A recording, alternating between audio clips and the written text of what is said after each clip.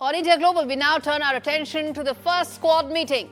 On his first full day in office, U.S. Secretary of State Marco Rubio hosted the first Quad meeting of foreign ministers with Australia, India and Japan. This was the first major diplomatic session of the Quad since Donald Trump's return to the White House. In a joint statement, the four countries reaffirmed their commitment to a free and open Indo-Pacific, emphasizing the protection of democratic values and territorial integrity. They also shared and issued a sharp warning against any attempts to disrupt the region's stability, aimed directly at China's expansionist activities. Rubio also held one-on-one talks with each of the foreign ministers. Indian Foreign Minister Dr. Jaishankar highlighted the significance of the timing, noting that the meeting took place just hours after the new administration took office, highlighting the importance and significance of Quad in the foreign policies of its member countries. Reports suggest that Trump officials are planning another Quad meeting at the White House very soon. All right, let's get in Mr. Andrew joining me from Hong Kong to talk about what this means.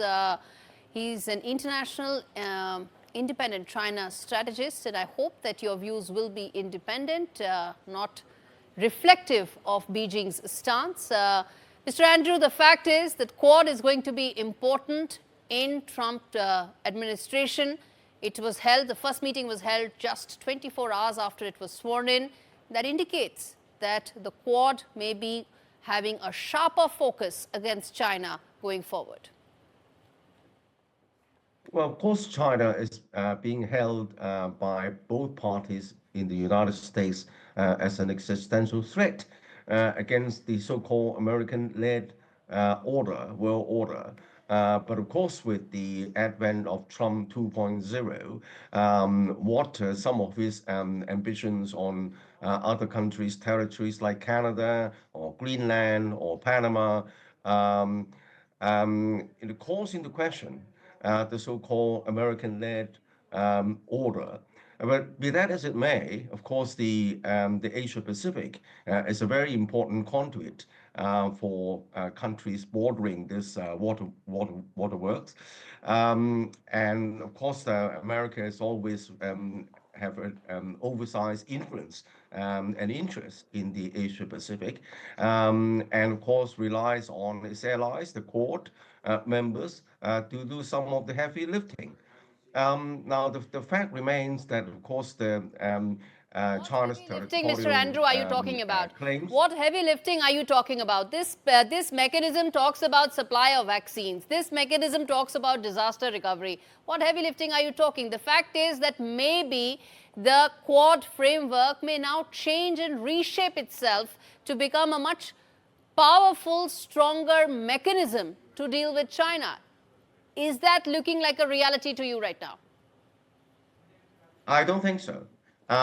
First of all, I think that President Trump is very war adverse. Of course, his cabinet is much more compliant cabinet compared with his Trump 1.0. So what dictates the foreign policy is not so much the Secretary of State, but Trump himself largely.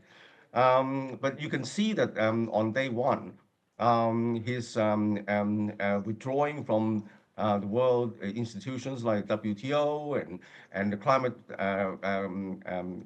Paris Agreement on the climate, but also even before he took office, the first global leader he chose to speak by phone and request the speaking by phone was President Xi. That was before his inaugural, yes. Suggesting that he probably wanted to recalibrate his relationship with China.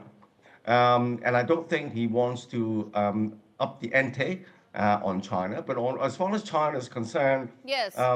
The freedom of navigation, in fact, is in very much China's national interest, because China depends on the openness of the sea waterway Okay, for Mr. its Andrew, trade, for its international trade. very And rich import for of somebody to materials. talk about freedom of navigation from China's point of view, given the attacks that Philippines has faced, Indonesia has faced, the entire ASEAN countries, most of them have faced. But thank you for your time.